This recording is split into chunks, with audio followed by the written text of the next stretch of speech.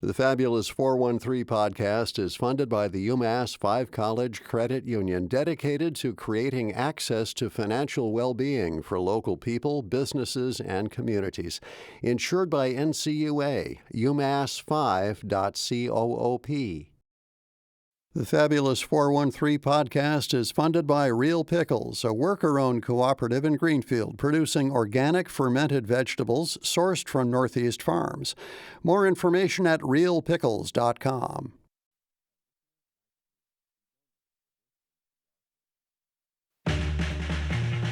Welcome to the Fabulous 413. I'm Khalees Smith. And I'm Monty Belmonte. Later in the show, books, old and older, prints and more, as we chat with Mark Brumberg about the Northampton Antiquarian Book Ephemera and Book Arts Fair. And a new book about class inequality, as we chat with Chuck Collins about Burned by Billionaires, whose release will be celebrated at Odyssey Bookshop in South Hadley this evening. But first, 'twas the week before the March for the Food Bank. And the congressman for the 2nd District is getting ready and gearing up to walk 43 miles to fight hunger. You guys holding up? Yeah, I'm getting ready to do the eulogy and all that sort of stuff. It sucks. I know. But anyway. My sister's a nurse, and so she's good with and was so good with my mom with all of the medical stuff for so long, and she lives in the same town, so she had to bear that burden. And if my only burden is doing what I do every day, which is talk in front of an audience, then I'll manage, you know what I mean? Anyway, she loved seeing you on the food bank march in particular. She was a big fan of yours. This was the only segment that my parents would both tune in for, like every week. They always want to hear what you have to say. I admit, she loves when you stick it to Trump. She was not a fan of that guy. Anyway. Well, walking 43 miles is therapeutic. Yeah.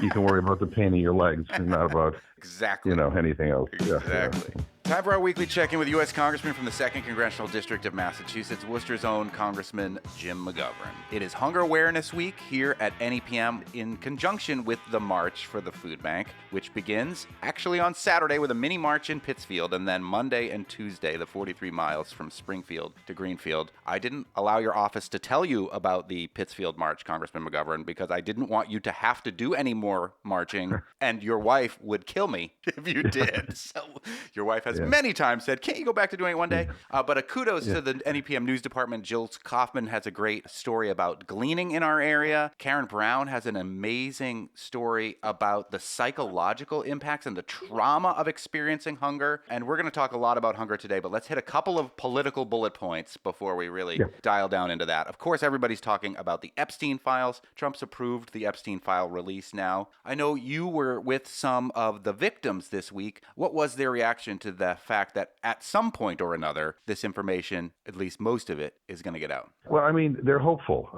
They're still worried because they don't trust Trump. They don't trust the Republican leadership who has been fighting the release of these files for years.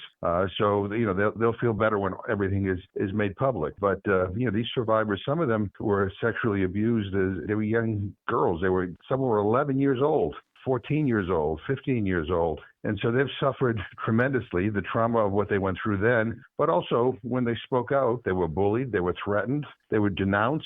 So I think for many of them, their concerns and their stories are being believed, and that's a positive thing. But we really do need to make sure that everything is released. I mean, Trump begrudgingly signed the bill, but now he has to comply. And there's concerns that he's coming up with excuses. We heard from the Attorney General that there's some ongoing investigations that may make it a little bit complicated to release certain things. So we have to be wary about how they handle this, but we're going to keep the pressure on. In other political news, there's a new NPR, PBS, and Marist poll that seems really good for the Democrats. It's only a survey of 1,400 adults, but it's saying that the Democrats are holding their largest advantage since 2017, 14 points, and that President Trump's approval rating is just 39%, which is the lowest since the January 6th attack on the Capitol, that 6 in 10 people are blaming congressional Republicans or Trump for the government shutdown, and nearly 6 in 10 saying Trump's top priority should be lowering prices and no other issue comes close. Do you, as one of the top tier of the leadership of the Democratic Party in the House of Representatives, take stock in these polls? Does it matter to you? Does it matter in November of 2025 when really the rubber hits the road in November of 2026? Or how much stock do you take in these kind of polls? Because it seems like the president is taking stock. Although the president,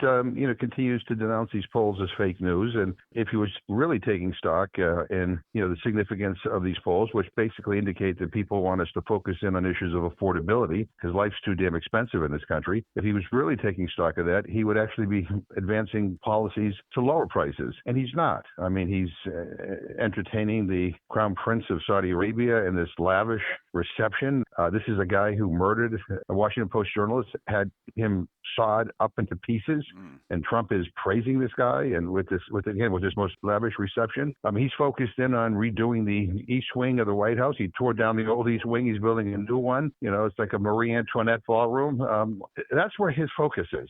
He's not focused in on the fact that grocery prices are going up and up and up. In fact, he said they're not. When's the last time Donald Trump's been in a grocery store? When's the last time the Secretary of Treasury, who's a billionaire, has been in a grocery store? I mean, these guys live in an entirely different lifestyle. And that's one of the reasons that we fought so hard to try to get the Affordable Care Act tax credit extended, because we have thousands and thousands of people in Massachusetts alone, millions across the country, who are now seeing their health insurance bills double and triple, and in some places quadruple. Those are the issues he should be focused in on, and he isn't. And so that's why his poll numbers are so lousy. Speaking with U.S. Congressman Jim McGovern, McGoverning with McGovern, it is Hunger Awareness Week, as I mentioned, and the March for the Food Bank, 43 miles from Springfield to Greenfield, will begin on Monday morning at Mason Square in Springfield. Congressman McGovern goes the whole 43 miles each year. You, Congressman, are widely accepted as one of the staunchest anti-hunger advocates in all of Congress. I think that pretty much everyone thinks that hunger is a bad thing. How to handle it is a different story. What caused you to make hunger one of your marquee issues as a congressperson?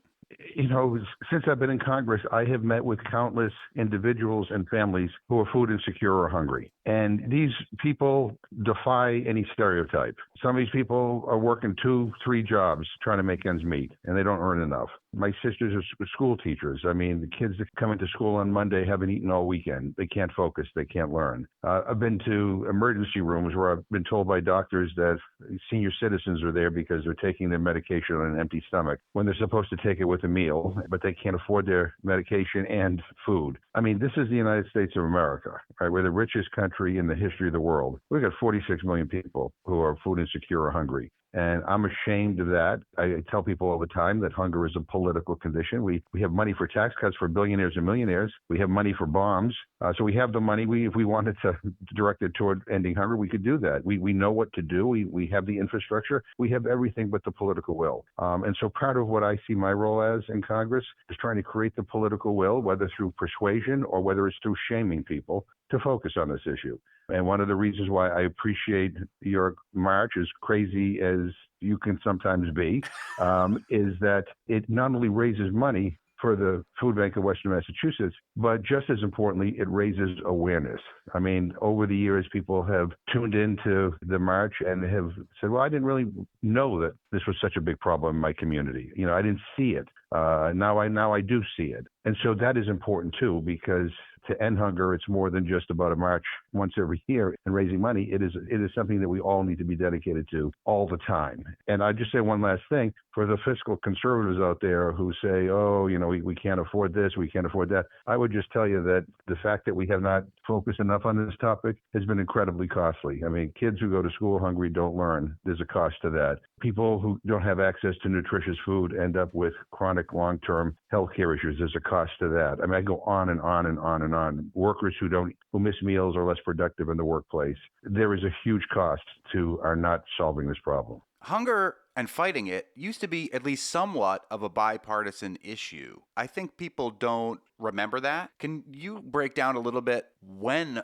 hunger was a bipartisan issue and what happened to make it so partisan? Well, I mean, I remember during the 1970s, my old boss, Senator George McGovern, no relation, but one of my heroes and I worked for while I was in college, and Senator Bob Dole got together, a Democrat and a Republican got together because they both realized that there were too many hungry people in this country. McGovern represented South Dakota, a rural area. Dole represented Kansas, a rural area. And again, saw firsthand the number of people who didn't have access to food. And they also represented agricultural states. And they kind of tied these issues together, saying that we can support our farmers by ending hunger. And so they had this great coalition that not only created the food stamp, now SNAP program, but also expanded nutrition programs in a whole range of other areas. And then in the 1980s, for whatever reason, people who were on SNAP, were demonized, called lazy. Oh, the welfare state and all this other stuff. And so then the support began to erode. We went through the Newt Gingrich era, which again, people who were struggling, people who were poor were being demonized. And if you want to eat, you ought to just work.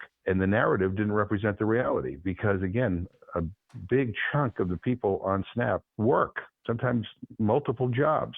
And then we had this false narrative that, oh, this is a big giveaway, this generous benefit everybody. I wish I didn't have to work and be on SNAP. And again, another false narrative because the average SNAP benefit is a little over $2 per person per meal. That's it. And so I think one of the things that we've been trying to do better is tell stories.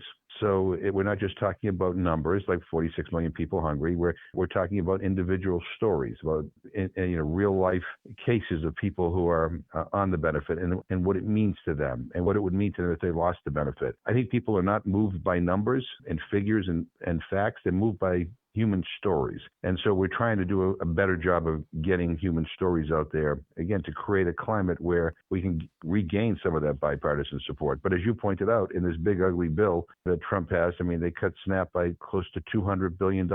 And during the shutdown, Trump became the first president in history to actually weaponize hunger and illegally withhold SNAP benefits to people who are in need. And now the Secretary of Agriculture wants everybody to reapply for SNAP, knowing that some people won't get the notice and they will fall off the rolls of those who get this benefit. So it is just incredibly cruel. And again, I think we just have to make a decision in this country. What is more important? Is tax cuts for multimillionaires and billionaires more important, or is ending hunger and making sure that everybody has access to good nutrition more important? And that's the debate that we're having here in Congress.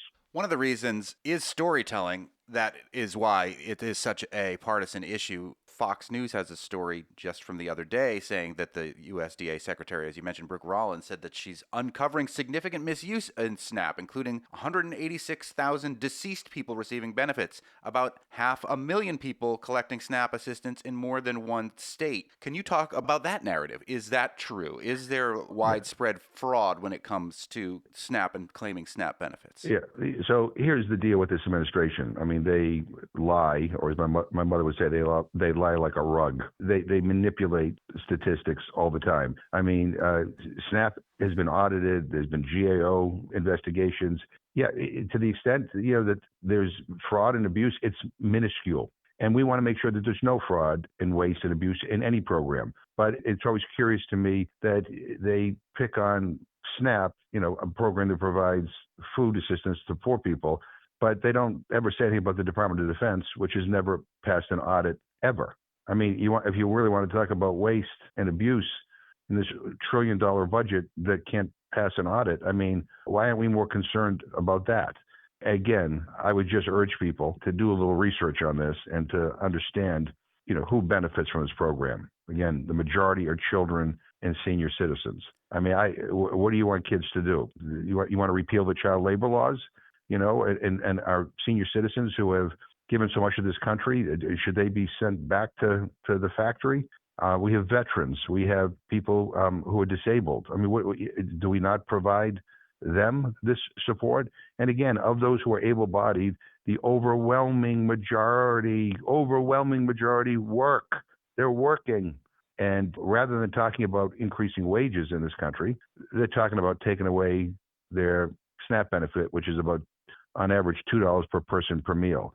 I think our priorities are all screwed up. I really do. I don't, the stuff that we talk about here in Congress now, again, the demonization of people who are struggling, I've never ever seen or witnessed this before. And I've been here for a long time as a member of Congress and as a congressional aide. I've never witnessed this kind of contempt for people who are in need of a food benefit. One of the Trump administration's favorite demons as well is immigrants. And John from South Deerfield asks, I'm hearing competing narratives about immigrant access to SNAP. Some Democrats say immigrants are not eligible for SNAP, but perhaps some refugees are. Can you clear up which part of the immigrant population is eligible for SNAP and which is not? First of all, if you are not here on a documented status, or as Trump would call them, illegal, you are not entitled to SNAP. You don't get it. That's just a fact. I think it's maybe 2% of people on SNAP are immigrants. These are people who are here in an authorized status. I mean, they may be seeking political asylum. They may be refugees. They may be, here legally waiting for their citizenship, to be formally approved. But they are here in a legal authorized status. That's the fact. So when they say it's illegal immigrants, that's just a lie. And it's a lie they repeat so many times that people begin to buy it. And we just have to keep on correcting it. Penultimate question on this McGoverning with McGovern comes from Dr. Dave Gottsagen from Belchertown, who often joins us on the March for the Food Bank. Yeah. What are the odds, do you think, he asks, that your two bipartisan, and he adds, good for you, bills for food as medicine for seniors and food for school lunches has of passing? And he says, a suggestion to stress the specific health medical risks for food insecure people. And then he adds, as I did in my last op-ed in the Gazette, to which I'll add, shameless plug. Then he says, thanks. See you at the March. What do you think about Dr. Dave's question about your two bipartisan hunger-related bills? Yeah, so I have one of them, which I'm hoping for, is to expand Medicare by, first of all, creating a pilot program for medically tailored meals for senior citizens. I mean, one of the things that we know is one of the number one reasons why a lot of older people who are in the hospital and get dismissed and they get readmitted is they're either too weak to make meals for themselves, they can't go shopping, but they miss meals on a regular basis. So this would provide a medically tailored meal that would follow them home until they are well enough to get back on their feet. There's some bipartisan support. I'm working with the ranking Republican on the relevant committee to try to move this forward. I'm hoping maybe we could do something in the coming months. On the other bill to increase the reimbursement for school meals, I think that's going to be a lot harder because, again, we have a group of people close to the Republican leadership, who think that should be only a local responsibility. And as well as I do, that cities and towns, are cash strapped, when it comes to investing more in our schools. We're trying to get more teachers. We're trying to get more counselors. We have infrastructure needs. And the federal government has historically played a major role in funding school meals. We need to expand that. Last question, Congressman McGovern, as we gear up for the March for the Food Bank, the 16th March, which begins this weekend in Pittsfield on Saturday and then goes from Springfield to Northampton on Monday and then Northampton to Greenfield on Tuesday. Is the weather good? Don't tell me. I am not looking until okay, tomorrow. All right, okay. I'm not either. Because I'm afraid it'll be a blizzard. Somebody almost told me yesterday, and I was like, "Do not tell me what the weather's going to be. I don't want to know yet. You can't change it. I'll only worry about it for a few days." But what is giving you hope this week, Congressman? I think what's giving me hope is all the people that are getting excited about this march next week. And the people who are going to join us. I've gotten calls from people who say, "Oh, I'm going to join for a half a mile," or I'll be with you for 2 miles or whatever. I think that to me is what community is all about, and it just makes me feel good that we have people that care about one another. Because I'm working in a place right now where I'm having a tough time finding people who actually care about other people. They care about themselves. They care about enriching themselves. But, when it comes to people who are having a tough time, they're nowhere to be found. And, in our community, there's going to be a lot of people, I predict, that are going to show up on this march. People who will not only raise money, but just that want to be part of a movement. And that's really kind of the incredible legacy of all these walks over the years. It's not a one and done thing. People are in this for the long haul. And I think a lot of people tell me, even though it's painful to walk all this way, that they actually feel good when it's all over, that they're doing things that help not just yourself, but help people in our community. People get a great deal of satisfaction out of that. And I hope it's contagious. So I am hopeful because of that, because of you and because of all the wonderful people at the Food Bank of Western Massachusetts and all the people that are fighting hunger everywhere. We will get there. We will get there, but we just can't give up. U.S. Congressman Jim McGovern joins us every week and will join us for 2 straight days on Monday and Tuesday next week. You can find out all the details on the March for the Food Bank by going to nepm.org/hunger or go right to marchforthefoodbank.org. I know Governor Healy is slated to join us on Tuesday as well, so it could wonderful. It should be a big to-do. And Joe Kennedy said he's going to come by and see us on Monday, and who knows who's going to show up, right? I love it. So it's great. Looking forward to seeing you all bright and early on Monday morning in Springfield. Congressman, thanks as always. Bye. And again, we're probably going to hear from the congressman on the road as he walks towards Greenfield from Springfield with Monty for the March for the Food Bank next Monday and Tuesday. Yes, indeed. Later in the show, and hopefully you won't fall into any gullies. Yeah, I'll tell that story maybe later. Later in the show, you don't have enough books. We know how you can fix that. And so does founder of the Northampton Antiquarian Book, Ephemera, and Book Arts Fair, Mark Brumberg. Plus, we'll give you a little bit of a preview of that march we were talking about, so you can also get ready to walk 43 miles. But up next, we'll hear about how money may in fact be hurting us all with a new book from Chuck Collins, Burned by Billionaires, How Concentrated Wealth and Power Are Ruining Our Lives and Planet. You're listening to The Fabulous 413 on 88.5 NEPM. The Fabulous 413 podcast is funded by Hashi Pottery in 50 Arrow Gallery at Eastworks. Japanese-inspired ceramics and textiles, where every piece is handmade in the Pioneer Valley for home, ritual, or someone dear.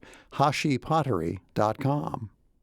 The Fabulous 413 podcast is funded by the UMass Amherst School of Public Policy, offering in-person and online graduate programs in public policy and data analytics. Admissions now open at umass.edu/SPP.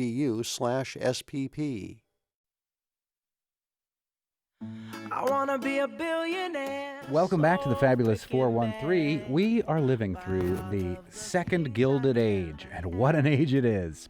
A period that's witnessed the rise of billionaires from 15 globally in 1980 to over 800 billionaires today, and we may see the first newly minted trillionaire with a T before the decade is out. In his new book, Burned by Billionaires, How Concentrated Wealth and Power Are Ruining Our Lives and Planet, author and former heir to the Oscar Meyer Wiener fortune, Chuck Collins takes a look at how the ultra-wealthy class gains access to new levels of power, but how their monies remain hidden and untaxed with the help of what he calls the wealth defense industry. Chuck hails from southern Vermont, but has been involved in many a cause in Western Mass, and will be speaking at the Odyssey bookshop in South Hadley tonight, Thursday, November 20th. Welcome back to the show, Chuck. Hey, Monty, thanks for having me.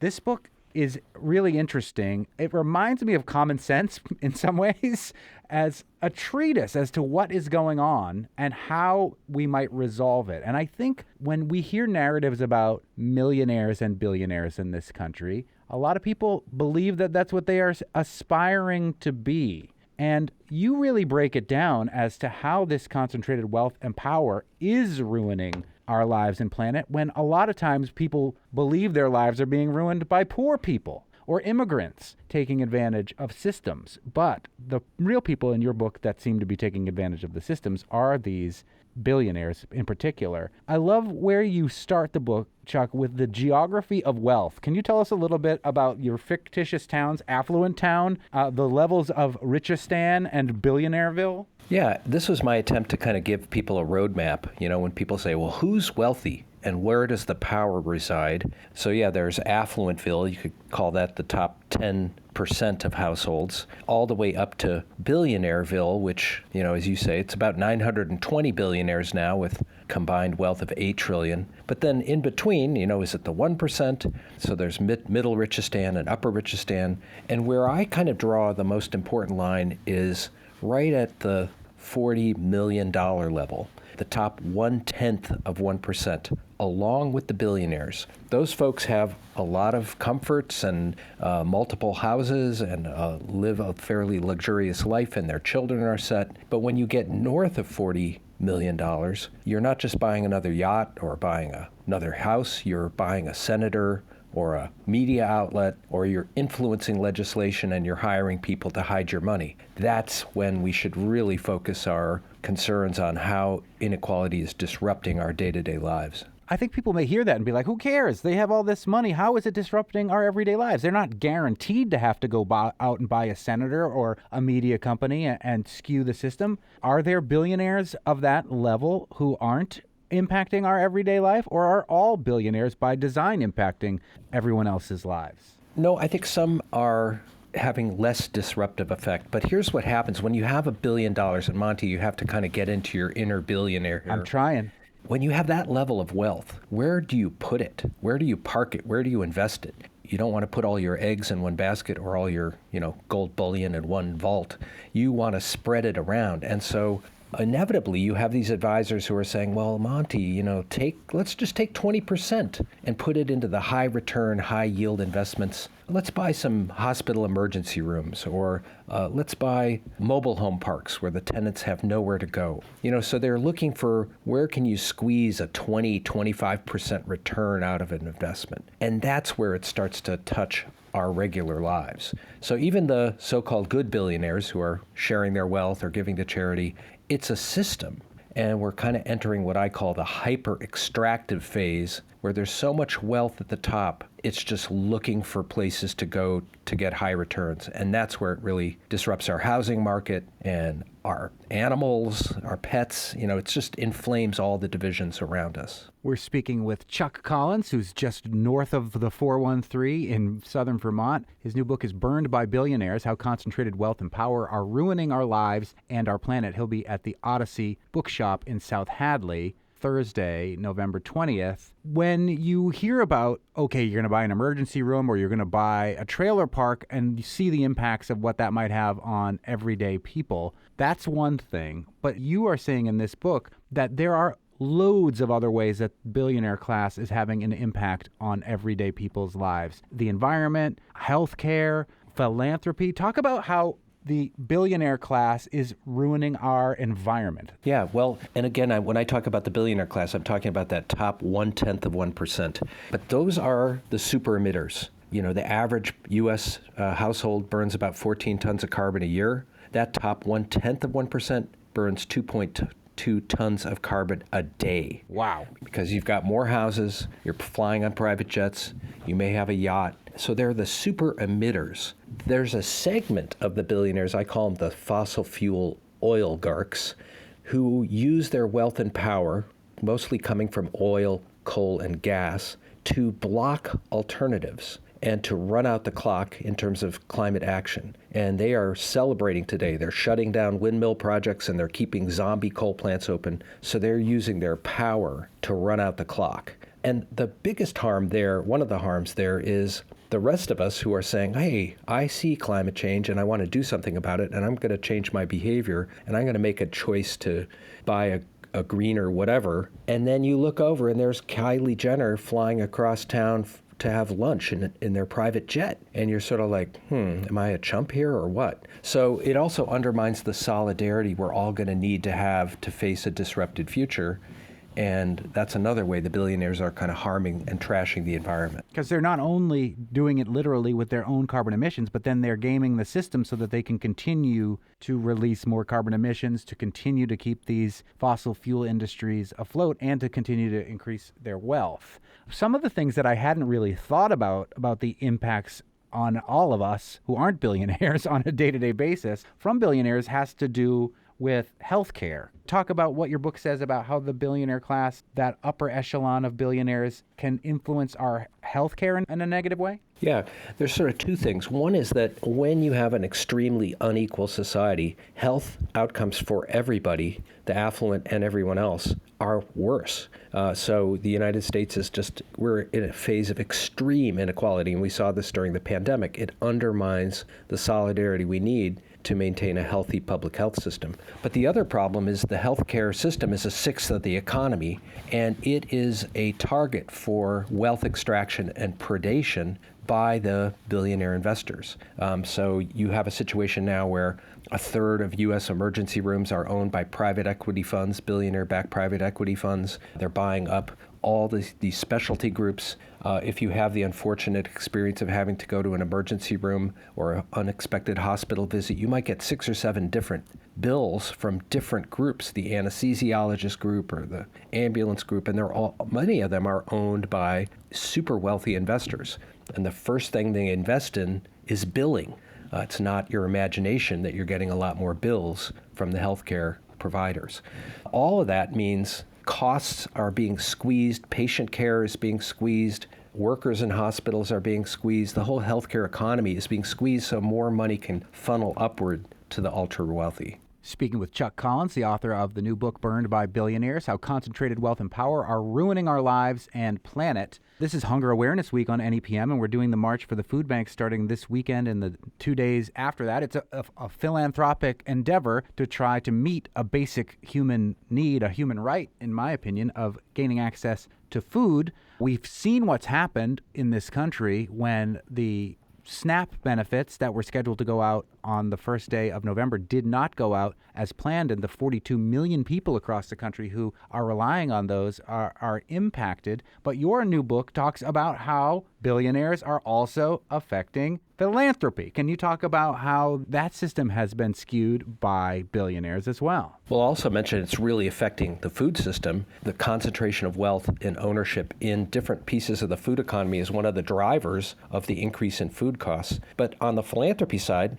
philanthropy's become more top-heavy, meaning that charities now are more dependent on the ultra-wealthy and the billionaires, and the biggest tax breaks for charitable giving flow to the most wealthy donors. And that's really changing the nonprofit sector and what the priorities are. And less money is flowing to food banks and services for low-income people and mental health and other services that really matter, and more money is going into the pet charities of the ultra-wealthy and buildings where they can have their names on them, and that sort of thing.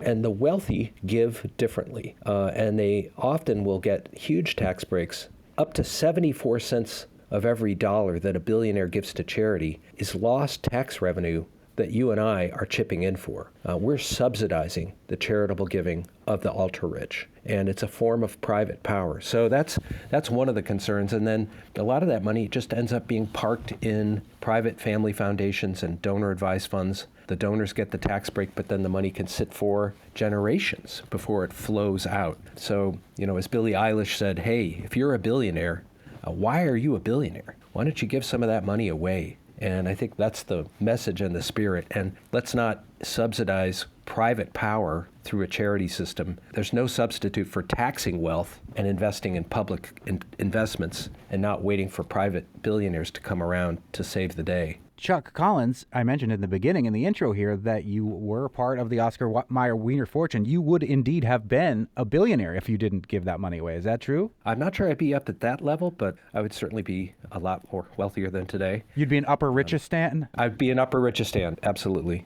Absolutely. Yeah. When you look back on that decision, are there ever times that you regret it, given how it seems like we live in the second Gilded Age and billionaires have basically said, let them eat cake? Or I guess in your case, let them eat hot dogs. Absolutely. No, that was 40 years ago, and it was sort of the beginning of these decades of extreme inequality. But I was sort of skeptical about the whole idea of inherited wealth. I sort of felt like it was bad for society to have dynastic wealth accumulating, and it was bad for individuals like me. And to be honest, I gave away the wealth, but when you come from a family with that advantage, you have all kinds of other social advantages. But I don't have any regrets. You could interview my kids about their college debt, and they may feel a little differently. But that's hey, they have a stake, and I have a stake in making sure we have a society where people don't go into debt servitude because they want to get a higher education or some training. I want to work for a society where there's fewer billionaires and more thousandaires. 40% of the population has no financial cushion. That is not an indicator of good health and good things for a society. And I think at the end, we all, even wealthy people, should understand we don't want to keep going down this road to extreme inequality. It's not going to end well. You do name some names in the book about particular billionaires and what they're doing, and we don't even need to go into them because I think many of us hear about their exploits. You could talk about the Amazon takeover of a big part of the food system when they bought Whole Foods, which is something we touched on a little bit earlier. But we are gearing up for this March for the Food Bank, where we are going to try to pool our resources and our efforts to try to raise money so that we can make sure our neighbors have enough to eat. But another big part of the March for the Food Bank is to talk about the stigma surrounding what it means to need to rely on emergency food, the people that are accessing SNAP and going to these food pantries. And one of the solutions that you bring up in your book is about controlling the narrative about the situation that we face with concentrated wealth in this country. Can you talk about what you'd like to see in controlling the narrative? Yeah, I think there's a high tolerance of inequality in our society because there's a powerful myth. I would describe it as everyone is where they deserve to be. So Monty, now that you're a billionaire, you deserve to be there because you get up early in the morning, you work hard, and you apply yourself, and you take risks. You know the story, and your wealth is totally deserved. Oh, and if you're maybe one out of 8 households that has to get food assistance through SNAP, maybe there's something deficient or something wrong with you. And I think that's a really harmful narrative, when in fact, what good societies do is understand some people have lucky timing, some people have bad timing, some people start life with tremendous weights on their legs in terms of both race, class, and whatever experiences they've had, and other people like me are like born on third base and have all kinds of wind at our back. So it's really important to tell true stories about class and race and how that affects our economic lives. And that simplistic myth that everyone is where they deserve to be is part of the barrier to addressing these inequalities. But on the positive side, I think there's a huge awakening. 70 to 75% of the population says we should tax billionaires and make sure the wealthy pay their fair share of taxes. Some of that mythology is cracking because people see that the game has been rigged in favor of the rich against workers. And that story is getting out, and people are acting on that, as we can see around the country. Well, if you want to hear Chuck's story, you can read his book that he mentioned, the title of Born on Third Base, which is a fascinating read in and of itself. And if you want to see what's going on right now in this second Gilded Age, you can read Chuck's new book, Burned by Billionaires, How Concentrated Wealth and Power Are Ruining Our Lives and Planet. Chuck Collins will be at the Odyssey bookshop in South Hadley tonight, Thursday, November 20th. Always a pleasure talking with you, Chuck. This is a great read for anybody at any level of economic understanding to kind of figure out the roadmap as to where we've gone and where we may go in the future. Thanks, Monty. And if you need a new old book, we'll talk to Mark Brumberg about the Northampton Antiquarian Book, Ephemera, and Book Arts Fair next. After which, we'll give you a tiny preview of the March for the Food Bank and the many PBS-inspired costumes I'll be wearing for the 3 days and 46 miles of walking. You're listening to The Fabulous 413 on 88.5 NEPM. The Fabulous 413 podcast is funded by Comfort Bagel, scratch-made artisan sourdough bagels, spreads, and sandwiches for breakfast or lunch on Main Street in Westfield and at their new location in Holyoke at 92 Race Street. ComfortBagel.com. The Fabulous 413 podcast is funded by Eastside Grill, celebrating 40 years in downtown Northampton, serving steaks, seafood, and American cuisine to the Pioneer Valley and beyond. Open Wednesday through Monday, eastsidegrill.com.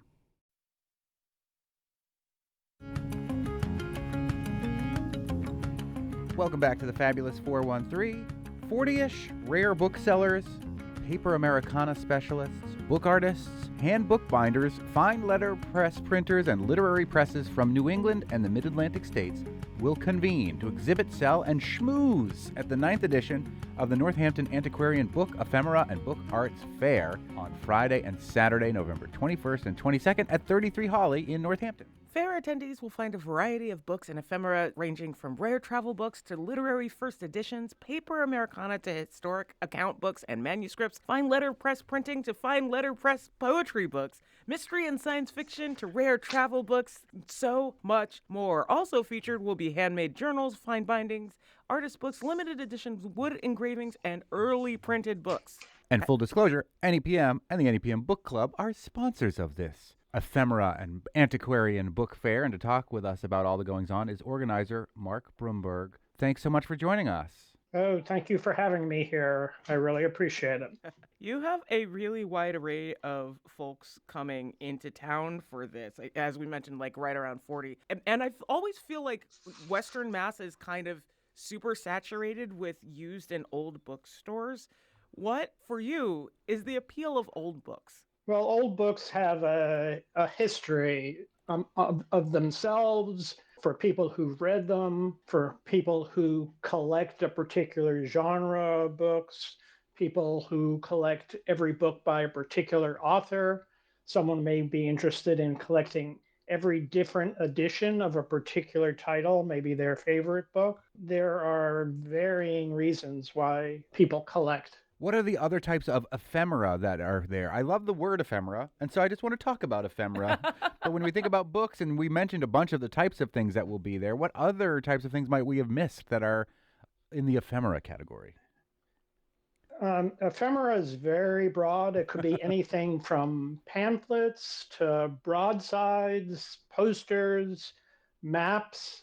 I don't know if you mentioned manuscripts or old historic account books, photo albums, art prints, really a very broad range of things ranging in price from $20 to hundreds of dollars. Some of the more crafty parts of this book fair are things that you don't always see at book fairs or even at like book conventions, like places where people are selling these things. It's neat to have prints be a part of it because you often see them in libraries, but maybe you aren't buying them at used bookstores. And speaking of libraries, the tickets benefit the Forbes Library, right? And are on a sliding scale. So your books helping books. That's correct. I volunteer at the Forbes. I've been a patron there for years. I value their existence and the programs that they run and the collection they have. And I'm always happy to help out and have the attendees at the fair help the Forbes as well. What was the first bookmark that got you into the world of antiquarian books? Oh my gosh. It's probably a first edition of 100 Years of Solitude by Gabriel Garcia Marquez, a classic of Latin American literature. But there are many others. I really can't point to one, but that one kind of sticks in my mind.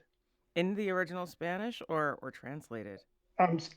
Translated. Uh-huh. I have friends who collect antiquarian books and like signed first editions, and they covet them so much that they would be mortified if I told you they had these books on the radio. Well, one of the things that I do with the first editions that I value very highly, if I want to share them with others, is I'll buy an inexpensive paperback and pass that around. But do you have a prized possession in your own personal collection that you don't feel would be divulging too much? I don't really want to talk about my personal collection. This talk is about the fair rather than what I collect on my own. Okay, is there a missing piece of your personal collection that you hope to find at the fair? I never know when I'm going to bump into something that really strikes a chord. One of the things that I just wanted to bring into the mix, the artist book and fine letterpress and book art segment of this show. We'll have a bookbinder there who will be repairing books so that people can see how that happens. We'll have a hand paper maker there who has assembled books out of foraged paper from this area, foraged fibers. And there'll be an array of book artists, from people who cast their own type to fine letterpress printers, people who still take type by hand and set it and then print it on their presses at home. Wow. As well as artist book makers who make 3D constructions of varying kinds to show their work. Are there tricks to keeping old books in good shape besides like getting them rebound every once in a while, which is a thing that happens because especially if you've got leather, it gets old, it gets cracked. Never open them. I mean, well, okay. I mean, that's a take. One of the key things is storing them in really, good conditions. And you don't want to be storing them in an attic or a garage or unheated spaces or places where the temperature fluctuates radically from freezing to 80 degrees over the course of a day. That's really destructive of a book's construction. And the second really is just care in reading them. I see people who open up a book and then turn it face down with the pages down and the binding straight up and the double spread open. It pains me to see that. Me too. I have potentially have some family members who like to not treat books that we own and library books as well as I think that they should. Oh Calling you out, family. With library books, you just it's a disgrace. Don't. It's a disgrace. Like those books are being shared. Yes. In reading about this fair, that was one of the cool things that I thought about some of the attendees that often at this, you're finding librarians picking up books for other library collections, which is an aspect aspect that we don't necessarily think of, that this is where they go instead of having them for a personal collection. Like sometimes these end up being in slightly more public arenas. You expecting many librarians at the Northampton Antiquarian Book Fair this Friday and Saturday? Special collections librarians in the region have gotten personal invites to the show. Many show up.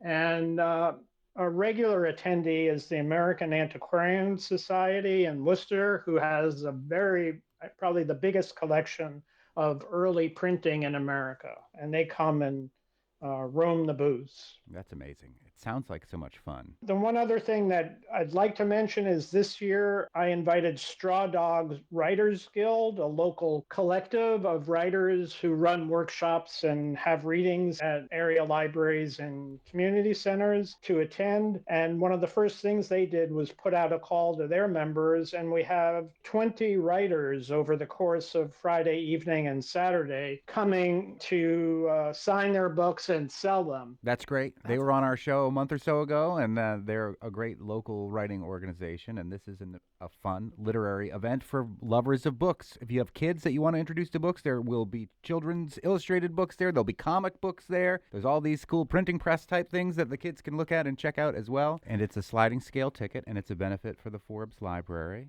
And NEPM proud to be a part of this kind of fun, quirky, antiquarian ephemera event.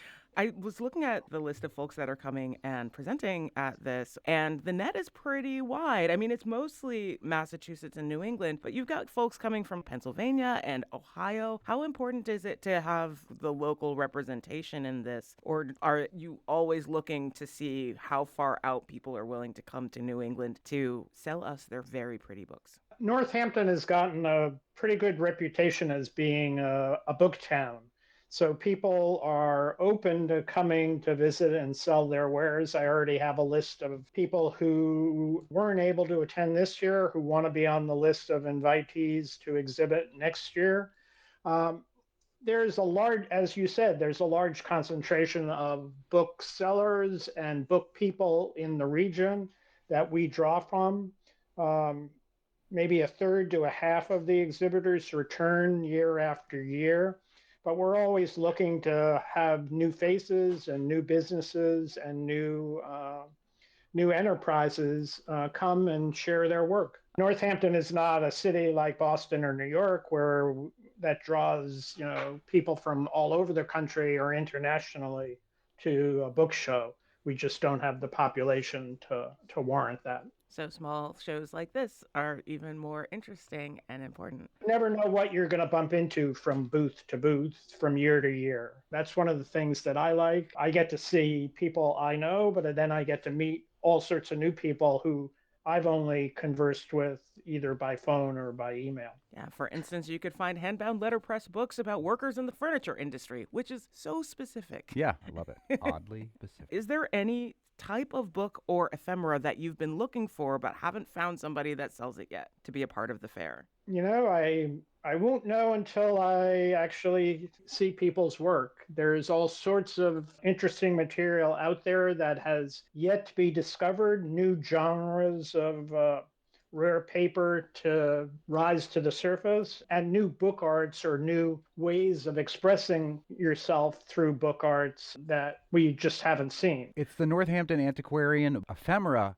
and Book Arts Fair. Friday, November 21st, and Saturday, November 22nd. It's happening at 33 Holly in Northampton, and we have been joined by one of the organizers of the book fair, Mark Broomberg. Thanks so much. Thank you for having me, and thanks for helping us get the word out on this. Our aspiration. And you can get free admission to the Northampton Antiquarian Book Fair if you're part of the NEPM Book Club. Head to nepm.org/book club for more information about that. And now the march. You're listening to the Fabulous 413 on 88.5 NEPM.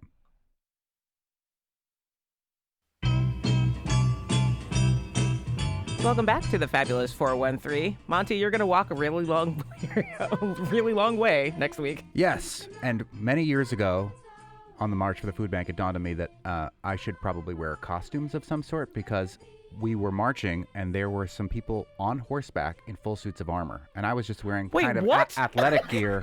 And I thought, I need to up my game. So they actually robed me in some medieval garments. And that was where the idea of wearing costumes for the March for the Food Bank was born. I don't think I've ever heard that story. Yeah. One of my favorite pictures from the march is a picture of my wife holding my little baby Pax with a dude in shining armor and Congressman McGovern. It seems like a fever dream. And that's how the March for the Food Bank feels. People have been asking about the costumes this year, and as you heard from Sesame Street right there, that is a hint. And I've not been shy about this. We've been talking about it quite frequently, but it's even funny for me to know that people in this building don't really know what's happening with my costumes yet this year. It is homage to the dismantling of the Corporation for Public Broadcasting and the importance of public television, particularly figures in my life. Even though you were downstairs filming a promo for it dressed like Mr. Rogers, That's who right. is one of the folks that you're going to be dressed as. Yes. You had a sweater made for you and everything. There are going to be some surprise. First of all, if you're coming on the march and listening to this, please wear something or bring something PBS-oriented, and it would be really fun. Saturday of the march, I am going to be dressed as Bob Ross. Yep. The Joy of Painting. The Joy of Painting. Happy Little Trees. I've been growing out my beard since I was dressed as Elphaba on Halloween, which was my costume last year along with Glinda. That's Saturday. Right. Monday, for Springfield to Northampton, I will be dressed as Ernie from Sesame Street. And my cohort and my right-hand man, the person who navigates my cart, Sean Barry from Four Seasons Wine and Liquors, who literally rescued me off of the road in the early years of the march when I was getting lost and has never stopped navigating me since. He will be Bert to my Ernie. And then on Tuesday, I will be Mr. Rogers. Now, I just have to say that the best part of this story to me is that the real Mr. Rogers' mom knit all of those sweaters that you saw him put on that show every day. And the people behind my sweater on Tuesday are Lisa Fortin, who grew my yarn from her own sheep. Wow. And dyed it through her Bloom Woolen Yarns company. It has been knit by Linda Daniels of Northampton Wools and Emily Long from Swanson's Fabrics. It is a handmade sweater a la Mr. Rogers for this march for me for Tuesday. So cool. You can see it next week. I'm Monty Belmonte. I'm Clea Smith. We'll talk to you tomorrow on the Fabulous 413. Would you be my neighbor? Hi, television neighbor. I'm glad we're together again.